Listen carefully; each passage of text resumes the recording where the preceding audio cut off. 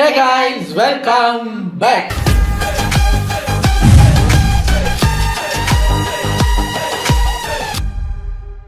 இன்னைக்கு நம்ம இந்த வீடியோக்கு ரியாக்ட் பண்ண போறோம் அப்படின்னு பார்த்தீங்கன்னா நம்ம எம்டி ஹேண்ட் சேனல்ல இருந்து வந்திருக்கிற ஒரு வீடியோ. ரொம்ப நாளைக்கு அப்புறம் பழைய மாதிரி நோ லாஜிக் ஃபன்னி சீன் அதான் பார்க்க போகிறோம். போஜ்பூரி, தெலுங்கு, தமிழ், ஹிந்தி எதையும் விட்டு வைக்கல, எல்லாத்தையும் எடுத்து வந்திருக்காரு. முக்கியமாக உஸ்தாத் பகத்சிங் அப்படின்னு ஒரு படம். இந்த படத்துக்கு ஏன் இந்த டாபிக் வச்சாருன்னு தெரியல. இப்போ ட்ரெண்டாக இருக்கிறதுனால இந்த டாப்பிக்கை வச்சிருக்காரு போல இருக்கு. காலம் பதில் சொல்லும்.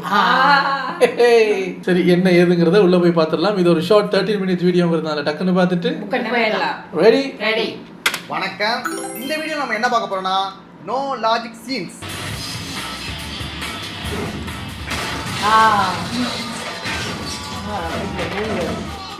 ஃபர்ஸ்ட் உஸ்தாத் பகத்சிங் படத்தோட நோ லாஜிக் சீன்ஸா பார்த்துடலாம். அப்படின்னா மொத்த படத்தையும் பார்க்கணுமே. இது ஒரு படம் இல்ல, இந்த படம்னா நல்லா இருக்காதுன்னு தெரிஞ்சும் பார்த்த எனக்கு ஒரு பாடம். மக்களுக்கு ஒரு பாடம். படத்தோட ஸ்டார்டிங்லயே ஒரு கொலைகார கும்பல் ஒரு யானையை கொல்றதுக்கு சுட்டு போட்டுறாங்க. சுத்தி வளைங்கடா, இன்னைக்கு சரியான வேட்டை. சின்ன பையனா இருக்கு நம்ம ஹீரோ, அதை தடுத்து நிறுத்தி இதோட ரோஸ் நம்ம பார்த்துருக்கோம். மண்டி சாவல் எல்லாருமே கொன்னுறான்.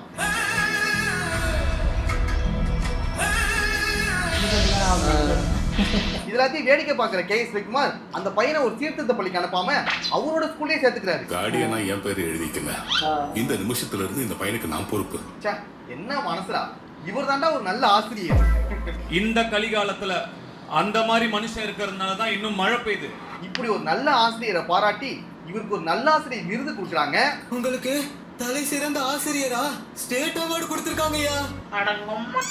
அதுவும் சிஎம் டைரக்டா அவரோட ஸ்கூலுக்கு வந்து கொடுக்குறாங்க. சிஎம் ஐயா நம்ம ஊருக்கு வந்துட்டாரு, சீக்கிரம் வாங்க. நீங்க ரொம்ப நல்ல ஆசிரியரா இருக்கீங்க, என்னோட சிஎம் பதவி சும்மா தான் கிடக்கு, வந்து கட்சியில ஜாயின் பண்ணீங்க, அடுத்து சிஎம் ஆயிடலாம். என்னங்க அவன் நிஜமா தான் கேக்குறான் போல இருக்கு. ஒரு சின்ன அவார்டுக்காக நீங்க இவ்வளவு தூரம் வந்திருக்கிறது. நான் இவ்வளவு தூரம் உங்களுக்கு அவார்டு கொடுக்கறதுக்காக வரலங்க. ஒரு சிஎம்ஏ உங்க பள்ளி தேடி வந்து உங்களுக்கு அந்த அவார்டை தாரேன்னு சொன்னதுக்கு இப்படி அதான் இப்படி ஒரு கிரவுண்டில் 2 கதிரையை போட்டு உங்களுக்குன்னு உங்க ஆஃபீஸில் ஒரு ரூம் இருக்கும்ல, உங்க ஸ்கூல்ல உங்களுக்குன்னு ஒரு ரூம் இருக்கும். இல்லை அந்த ஸ்கூல்ல ஏதாவது ஒரு கூரை கூடவா இல்லை, இல்லை பின்னுக்கு இருக்கிற அந்த பச்சை பில்டிங்குக்குள்ளேயாவது உட்கார வச்சு பேசியிருக்கலாம். வந்த ஒரு சிஎம் வந்துக்கிற அவருக்கு ஒரு மரியாதை இல்லாம நட்டு காட்டுக்குள்ள ஒரு கதிரை, ஒரு மரத்துக்குள்ள பஞ்சாயத்து பண்ற மாதிரி 2 கதிரையை போட்டு காத்தோட்டமா இருக்காங்களா. உங்களை என் பார்ட்டியில சேருங்கன்னு சொல்றதுக்காக வந்திருக்கேன். பார்ட்டி இல்லையா ஐயா, கட்சியா? ஒரு பார்ட்டியில சேர்ந்துக்கலாமா? பார்ட்டினா நீங்க நினைக்கிற பார்ட்டி கிடையாது. லைட்டா சிரிப்பாங்க. அவரோட கட்சியில ஜாயின் பண்ண சொல்றாரு, பார்ட்டிக்கே கூட்டிருக்கலாமே. அப்படியே கட் பண்ணா கேஎஸ் ரவிக்குமார் சிஎம் ஆயிராரு. முதலமைச்சரே கல்யாணத்துக்கு வந்திருக்காருன்னா அது சாதாரண கல்யாணம் இல்ல. ஏய், கட்சியில சேர்ந்து கொஞ்சம் கொஞ்சமா முன்னேறி சிஎம் ஆகிறாரு. சார் நீங்க சிஎம் சார். ரைட்டா? ஆமா சார். அடுத்து வில்லனா பார்த்திபன் வராரு. நான் அடுத்த சிஎம் ஆக முடியுமா முடியாதாங்கிறதுக்கு ஜோசியம் பாக்குறாரு. கைரேகை எல்லாம் ஒரு ரேஞ்சில இருந்தாலும் இது மட்டும் ஒரு அரை அங்குலத்துல நின்றுச்சுங்கய்யா. அதனாலதான் நீங்க சிஎம் ஆகாம இருக்கீங்க. அதாவது எனக்கு கூட சிஎம் ஆக முடியும்னு நினைக்கிறேன். அழகா போகுது ஆனா இதுகிட்ட நின்றுடுது. நிக்க கூடாது, என்ன பண்றது? ஏதாவது கத்தி இருக்கா? கத்தி கீழே விட்டுருவோம்.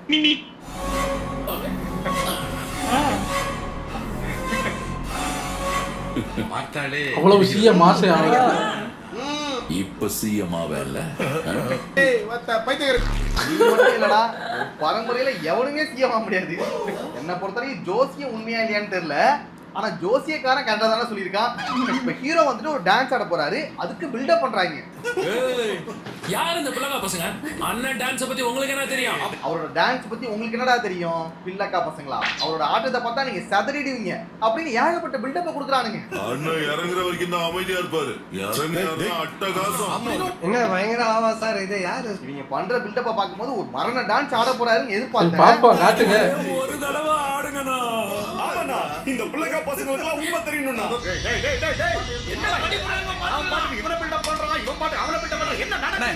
ஆனா என்ன பண்ணிருக்காருன்னு பாருங்க.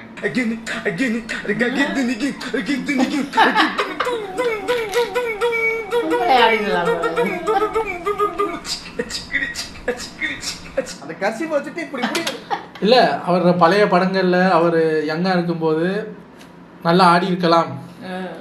இப்போ அவருக்கு இவ்வளவுதான் வருதுன்னும் போது அதுக்கேற்ற மாதிரி பில்டப்பு டயலாக்களை மாற்றிருக்கலாம்ல. பிள்ளைக்கா பசங்கன்றது, அண்ணன் ஆடுனா கதகளிடா, நின்னா பரதநாட்டியம் நான் இல்லைல்லாம் பேசி ஒன்று பண்ணிட்டு இருக்காரு. இந்த டான்ஸ் ஆடுறதுக்காடா இவ்வளோ பில்டப் பண்ணீங்க தம்பி? போங்க தம்பி, வேலை. இவங்க பண்ண பில்டப்பை பார்க்கும்போது ஒரு பிரபுதேவா, ஒரு லாரன்ஸ், இல்ல விஜய், இல்ல சாம் ஆண்டர்சன்,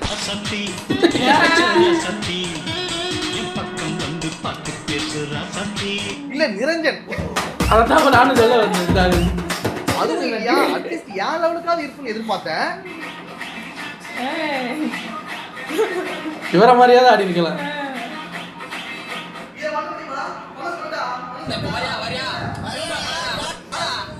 அப்படியா? காமெடி போடு, காமெடி ஃபுல் சாங் வச்சு பார்த்தேன் ஏதாவது ஒன்று பயங்கரமா ஒன்று ஆடுவாருன்னு. இல்ல அவர் எப்படி வேணா டான்ஸ் ஆடட்டும், என்ன வேணா பண்ணட்டும், ஏன் டான்ஸே ஆடாம அந்த சாங்ல சும்மா நின்றுட்டு கூட வரட்டும், அது இங்க பிரச்சனை இல்லை. ஆனா இப்படி ஒரு டான்ஸுக்கு தான் நீங்க இவ்வளோ பில்டப் பண்ணீங்களா, அதுல தான் நான் காண்டாயிட்டேன். அடுத்து ஒரு முஸ்லீம் ஏரியாவுக்குள்ள வில்லனை பிடிக்கிறதுக்காக ஹீரோ போவாரு. அது ஒரு முஸ்லீம் ஏரியாவா இருக்கனால பொட்டு வச்சுட்டு உள்ள போக முடியாதான். ஓகே சாப் பொட்டு அடிச்சிட்டீங்கன்னா பெட்டர் சாப். நான் போறது பழைய குப்பத்துக்கு, பாகிஸ்தானுக்கு இல்ல. இந்த டயலாகும் சரி, இந்த சீனுமே சரி, ஒரு தேவையே இல்லாத ஒன்று. ஒரு முஸ்லீம் ஏரியாக்குள்ள போகணும்னா நம்ம வந்து பொட்டை அழிச்சிட்டு தான் போகணுமா? அப்போ ஒரு இந்துக்கள் ஏரியாக்குள்ள ஒரு முஸ்லீம் ஃப்ரீடமா போக முடியாதா? என்னடா இது? இது தேவையில்லாத ஒரு வெறுப்பையும் பிரிவினையும் உண்டாக்கும். இதை தான் இவங்க தொடர்ந்து பண்ணிட்டு இருக்காங்க. வர பவன் கல்யாண் படங்கள்லாம் இப்படிதான் வந்துட்டு இருக்கு. அது என்ன காரணம் உங்களுக்கே தெரியும். எந்த மூதேவியோட குணம் வந்து இப்படி அடுத்தவங்களை கஷ்டப்படுத்தி பாக்குறதுக்கு பாறாங்கல்ல முட்டிட்டு சாகலாண்டா. இது ஒரு பக்கம் இருந்தாலுமே இந்த சீனுமே லாஜிக் இல்லாம தான் இருக்கும். அவ்வளோ பேர் சுத்தி இருப்பாங்க, இவர் ஒரே ஒரு கன்னை மட்டும் வச்சுக்கிட்டு மிரட்டி அடிச்சுட்டு போயிடுவாராம்.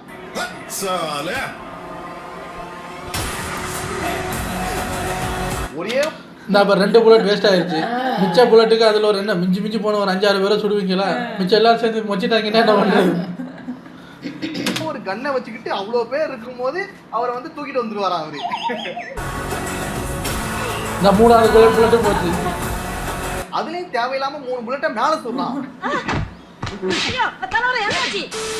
4 ராணுவ வீரர்கள் மரணம். இப்ப 2 லூசு பையலுங்க என்ன பண்றாங்கன்னா, ராணுவ வீரர்கள் இறந்த நியூஸ் வந்து கிண்டல் பண்ணிட்டு இருக்காங்க. இதுல என்ன வெரைட்டி இருக்கு? தெரிஞ்சு தான போனாங்க, தெரிஞ்சே செத்தாங்க. இது வந்து கண்டிப்பா ஒரு தவறான செயல் தான். இதெல்லாம் ஒரு நியூஸ்ன்ட், இதெல்லாம் ஒரு மேட்டரா? அடுத்து பாரத மாதான்னு சொல்ல மாட்டேன்னு சொல்லிட்டு அதையும் கிண்டல் பண்ணிட்டு இருப்பாங்க. பாரத மாதா வாழ்கன்னு சொல்ல மாட்டோம். எதிர்க்கட்சிகள் போல்ட் ஸ்டேட்மெண்ட் சொல்லாத, நாங்களும் சொல்லல. பாரத மாதா, பாரத மாதா, பாரத மாதா. இப்போதான் நம்ம ஹீரோ வராரு. ராணுவ வீரர்களை வச்சு ஜோக் அடிக்கிறீங்களா? பூப்பு இருக்கான்னு கேள்வி கேட்டுட்டு இருக்கீங்க. ராணுவ வீரர்களை பத்தி கிண்டல் பண்றியான்னு அவர் கேட்கறது நியாயமான விஷயம் தான். அதுக்குன்னு கன்னை வச்சு சுட்டு மிரட்டியானா கேப்ப? உனக்கும் அவங்களுக்கும் என்ன டிஃபரெண்ட்? பாரத மாதா தேசபக்தி திணிப்பு, இந்த மொழி திணிப்பு இது படம் மாதிரியே இல்லையே. தேசபக்திங்கிறது எல்லாருக்குள்ளயும் இருக்கும். அது எந்த மதமா இருந்தாலும் சரி, எந்த இனமா இருந்தாலும் சரி, அந்த ஒரு உணர்வு எல்லார் மனசுக்குள்ளயும் இருக்கும். அது இந்த மாதிரி வற்புறுத்தியோ இல்ல மிரட்டியோ அப்படி கொண்டு வராதீங்க. இந்த மாதிரி திணிக்கிறதா நான் தப்புன்னு சொல்றேன். இந்த வீடியோவை ஷேர் பண்ணிட்டு ஜெய் ஹிந்த்னு சொல்லி கமெண்ட் பண்ணுங்க. அது போதுங்க. என்ன பாக்குறீங்க? இது உங்க நாடு இல்லையா? எல்லாரும் சொல்லுங்க சொல்லுங்க சொல்லுங்க. பாரத மாதா. இதுல என்ன ஒரு கொடுமைனா, அந்த தப்பு பண்ண 2 பேரோட சேர்த்து அங்க இருக்கிற எல்லாரையும் சொல்ல வைக்கிறாரு, அதுவும் மிரட்டி. சொல்லுங்க பாரத மாதா, சொல்லுங்க பாரத மாதா. அப்ப சொல்லு, இந்த படை போதுமா? இன்னும் கொஞ்சம் வேணுமா? அடுத்து ஒரு சீன் வரும். பொதுவா அட்லி தான் படங்கள்ல இருந்து காப்பி அடிப்பான்னு சொல்லிட்டு இருப்பாங்க. ஆனா அட்லி படத்துல இருந்தே ஒரு சீனை அச்சு பசராம காப்பி அடிச்சிருக்காங்க. அது என்னங்கறத பார்க்கலாம். அப்படி ஒரு காட்சி உங்களுக்காக. She was raped and repeatedly. இந்த பொண்ணுக்கு நரகத்தை காமிச்சிருக்காங்க. தெரிய படத்துல இந்த மாதிரி ஒரு சீன் வரும், அதை அப்படியே காப்பி அடிச்சிருக்காங்க. என்ன ஒரு அண்ணா நினைச்சு சொல்லுமா? போலீஸா கேட்கல, ஒரு அண்ணன் நான் கேட்கிறேன். என்ன நடந்துச்சுன்னு சொல்லணும். ஓகே, ஏதோ காப்பி அடிச்சா கூட அது வந்து ரொம்ப கிரிஞ்சு பண்ணாம நல்லாவே எடுத்திருக்காங்க. அந்த வகையில கொஞ்சம் ஆறுதலா தான்டா இருக்கு. இப்ப இந்த பொண்ணு இருக்கா, ஆனா இப்ப அட்லியால எதுவும் கேட்க முடியாது. ஏன் சார் என்கிட்ட இருந்து எடுத்தீங்க அப்படின்னு கேட்டு முடிக்கிறதுக்குள்ள அவ்வளவு பேர் வருவாங்க. ஓ அட்லியா, நீங்க மொத்த படத்தை எங்க இருந்து சார் எடுத்தீங்க, அதுல ஒரு சீன் அவங்க எடுத்தா என்ன தப்பு அப்படின்னு வந்துடுவாங்க. அதனால திருடனுக்கு தேள் கொட்டின மாதிரிதான் பொத்திட்டு இருக்கேன் அட்லி, ஒன்றும் கேட்க முடியல. அல்ல இவங்க ஹீரோயினோட ஃப்ரெண்டு. பியூட்டி பார்லர்னு சொன்னா பிஜி ஹாஸ்டல் பொண்ணோட ரொமான்ஸ் பண்ணிட்டு இருக்கியா? உன் கூட சுத்துற பாவத்துக்கு இன்னும் கொஞ்ச நேரத்துல அந்த பொண்ணு ஹாஸ்பிடல்ல டெட் பெட்ல இருக்க போறா. ஆக்சுவலா வில்லனுங்க ஹீரோயினை தேடி தான் வந்திருப்பானுங்க. ஹீரோயினை கடத்தி ரேப் பண்ணி கொள்ளலாம்னு பிளான் பண்ணிப்பானுங்க. ஆனா மாத்தி ஹீரோயினோட ஃப்ரெண்டை கடத்திட்டு போயிடுவானுங்க. நீலாவை தேடி வந்தவங்க பல்லவியை தூக்கிட்டு போயிட்டாங்க சார். இந்த பொண்ணு நினைச்சிருந்தா நீங்க தேடி வந்த பொண்ணு நான் கிடையாதுன்னு சொல்லியிருக்கலாம். ஆனா தன்னோட ஃப்ரெண்டுக்காக எல்லா வழியும் பொறுத்துக்கிட்டு தாங்கிட்டு இந்த பொண்ணு இருப்பாங்க. கடைசியா செத்தும் போயிடுவாங்க. நான் உண்மையை சொன்னா என் இடத்துல லீலா இருப்பாங்கிற பயத்துல நான் எல்லாத்தையும் பொறுத்துக்கிட்டேன்னா. இப்படிப்பட்ட உயிர் தியாகம் பண்ண ஒரு ஃப்ரெண்டுக்காக ஹீரோயின் பண்ற நன்றி கடனை பாருங்க. அந்த பொண்ணு செத்து கருமாறி. உனக்காக ஒருத்தி இவ்வளவு கொடூரமா இறந்து போயிருக்கா, உன்னையும் மன்னிச்சிருவேன் நான். அண்ணனா நினைச்சு என்கிட்ட சொல்லுமான்னா அடுத்தவன் மெயின் மோட்டிவ் என்னவா இருக்கும், அவனுங்களை கொல்ற வரைக்கும் சோறு தண்ணி இறங்காம நீ அப்படியே வேலைக்கு போவேனாமா. அங்க வந்து டேய் சத்தியம் பண்ணி கொடுத்த நீயும் யாருக்காக செத்தாங்களோ 2 பேரும் சேர்ந்து ஆடிக்கிட்டு இருக்கீங்க. மனசாட்சி கேடா உங்களுக்கு. உன்னை எல்லாம் ஒரு ஃப்ரெண்டா மதிச்ச அந்த பொண்ணு முடியல, அதுக்குள்ள டூயட் சாங் போயிட்டாங்க. பாவண்டா அந்த பொண்ணு. No words, crying is only coming. இப்ப தெரி சீன் பாத்துட்டீங்களா, அடுத்து மாஸ்டர் சீன் வரும். டேய் என்ன புடிச்சவளோ கோடி பேர் காட்ட வேண்டியது. டேய் டேய் நீ என்ன சொன்ன? என்ன சொன்ன? இருந்தாலும் அன்பு காட்டுறவங்கள என் ரசிகர்களை தூக்கிடுவியா? மாஸ்டர் படத்துல கூட அந்த டயலாக சொல்லும் போது ஒரு லாஜிக் இருக்கும்டா, எதுக்காக அந்த டயலாக் சொல்றாங்கன்னு. ஆனா இந்த படத்துல ஒரு லாஜிக் இருக்காது, ஒரு மண்ணும் இருக்காது, சம்பந்தமே இல்லாம இந்த டயலாக் இருக்கும். இருந்தாலும் அன்பு காட்டுறவங்கள என் ரசிகர்களை தூக்கிடுவியா? எத்தனை பேர் இருக்காங்கன்னு தெரியுமா உனக்கு? எத்தனை பேர் இருக்காங்கன்னு தெரியுமா? சரி, ஏதோ தியேட்டர்ல இப்ப இருக்கும்னு நினைச்சு பண்ணிருவாங்க. இதோட இந்த படத்துல இருக்க நோ லாஜிக் சீன்ஸ்லாம் முடிஞ்சிருச்சு. இதுக்கப்புறம் மற்ற படங்கள் உள்ளதை பார்த்துடலாம். இப்போ இந்த கெட்டப்பை ஃபர்ஸ்ட் மாத்தும்டா, கேவலமா இருக்கு. இந்த காஸ்டியூம் எல்லாத்தையும் மாத்திடுறேன். ஹாய், கெட்டப் சேஞ்ச் பண்ணியாச்சு. இப்போ மற்ற அந்த சொக்கா நல்லா இருக்குங்க. பார்த்துடலாம். लेकिन एक बीवी के लिए उसके शौहर से बड़ा और कोई नहीं हो सकता. இப்போ ஹீரோயினை வில்லனுங்க கார்ல கடத்தி அழைச்சிட்டு போயிட்டு இருக்காங்க. இப்போதான் நம்ம ஹீரோ என்ட்ரி.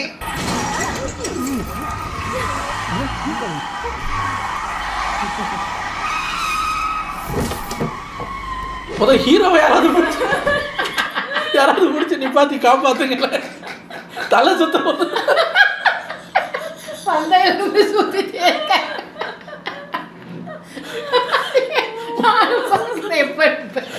இவனை யாராவது காப்பாத்துக்கடா, அப்புறம் ஹீரோயினை பத்தி பார்க்கலாம்.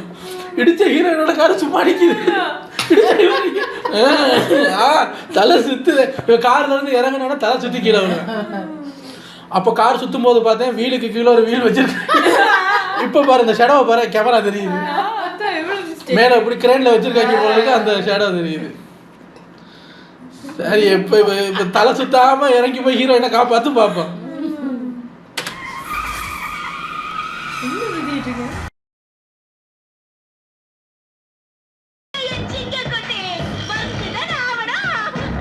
லாஜிக் படி பார்த்தா ஹீரோ கார் இடிச்சு வில்லன் கார் தான் சுத்தணும். ஆனா இங்க ஹீரோ கார் சுத்திட்டு இருக்கு, அது சுத்திக்கிட்டே இருக்கு. இங்க லாஜிக்கா இருக்கா? கொஞ்சம் யோசிச்சு பாருங்க. லாஜிக்கா இருக்கா? லாஜிக்கே இல்ல. அவனு இறங்கிட்டான், அப்போ சுத்திக்கிட்டு இருக்கு.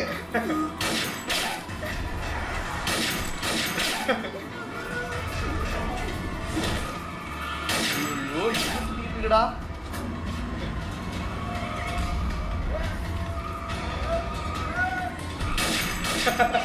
ஐயோ, ரொம்ப நேரம் சுத்திட்டு இருக்கு, காப்பிரைட் வந்துடும் போது. வேகமா சுத்திட்டு இருக்க, ஃபேன் ஆஃப் பண்ண கூட 1 நிமிஷத்துக்குள்ள நின்னுட்டா. இது என்னடா இவ்வளவு நேரம் சுத்திட்டு இருக்கு?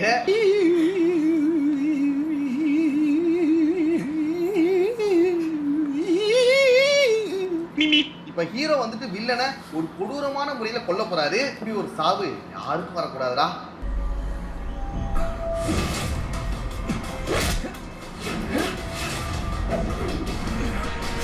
அடிச்சாரு.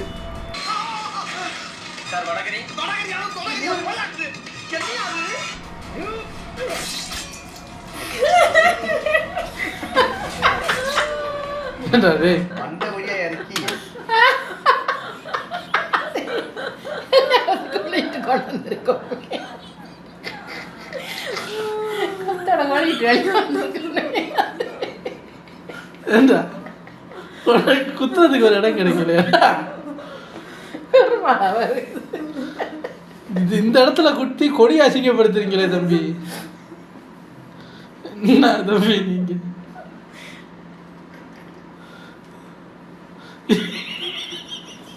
எனக்கு ஒரு பெரிய சந்தேகம். ரொம்ப நேரமா ஒத்து பார்த்துக்கிட்டு என்னடான்னு கேட்டா இல்ல அவரு குத்தி அப்படியே இறக்குன வழியில ஏதோ அதை ஒன்று சேர்ந்து அதில் வந்திருக்கணும். கம்பி மட்டும் தனியாக வருது. பயமில்ல மிஸ் பண்ணிட்டான். ஒன்னையும் காண உனக்கு குத்த தெரியாதுண்ணா. உனக்கு நேக்கா குத்தி இருக்கிறது.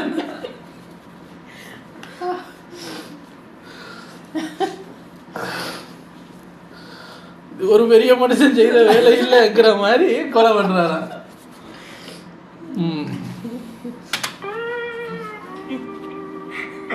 பின்னாடி வழியா எடுத்துட்டாரு. எடுத்து அந்த நிலத்துல குத்திட்டாரு.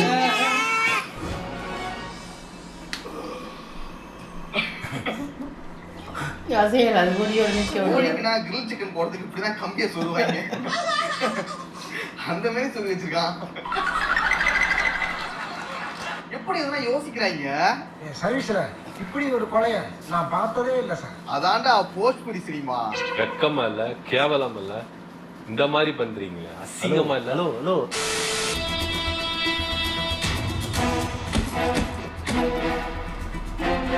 ஒரு சின்ன வில்லன் வந்துட்டு ஒரு பெரிய வில்லனா பார்க்க போறான். இவனை விட அவன் பெரிய வில்லன் காமிக்கிறதுக்கு ஒரு சீன் வச்சிருக்காங்க. அந்த சீனை பார்க்கலாம். बस करो भाई साहब, अब तक ये मर गया होगा.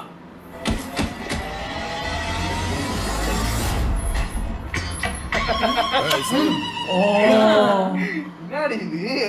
என்னடி இது? என்ன கண்டரா விடாது?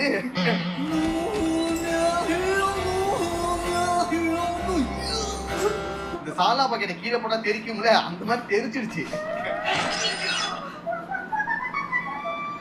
அந்த பஞ்சிங் பேக்ல ஒருத்தன் உள்ள போட்டு அடிச்சியே கொண்டிருக்கான். அப்படிப்பட்ட ஒரு கொடூர வில்லன். சத்தியமா சொல்றேங்க, வயிறிஞ்சு சொல்றேன், நீங்களாம் நல்லா இருக்க மாட்டீங்களா? அவ்வளவு ஆத்திரம் கோவம் வருது. அடுத்து ஒரு பிளிக் சீன் பார்க்க போறீங்க. தலைவர் மோகன்லால் வராரு.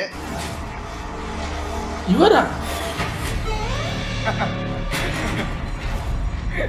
இல்ல, அது எப்படி இங்க குத்தி இப்படி போறாரு?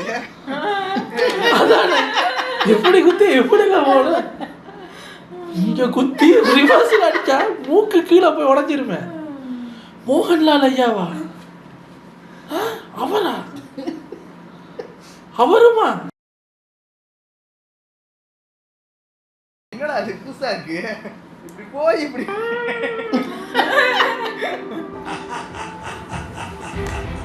இயற்கைக்கு எதிராக வேலை செய்யறாரு. இப்படிப்பட்ட ஒரு ஃபிளிப் சீனை நான் எந்த படத்துலயும் பார்த்தது இல்லடா. பேக் ஃபிளிப்பா இல்ல ஃப்ரண்ட் ஃபிளிப்பா என்னன்னே தெரியலையே. No problem. No no no, I am not trying. I am not trying. Okay நண்பர்களே, இதோட வீடியோ நான் அவ்வளவுதான்.